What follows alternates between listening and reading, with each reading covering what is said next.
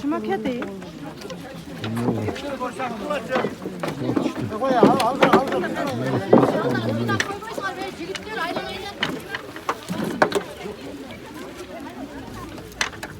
Hani?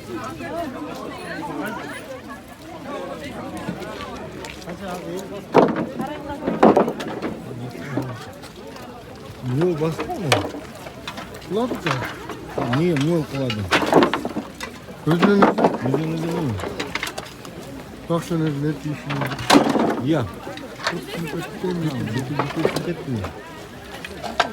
İçinde hiç alan yok. Yok yok kötü alçalan. Ha içinde alçak değil.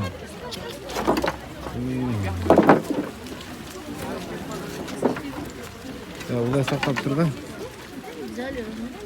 Покровка базары. Bunlar yaşına kayıldı da şuraya geldi. Alis baskolu.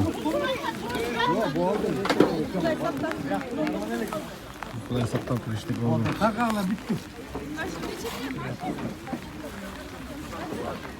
Ya ama ya bu çok mu ne? Ketik mi ne şey ama ne? Tam dikim tam öyle. Çatın ketken var ya. Vay yok. Ayar смотришь, söyle verdim.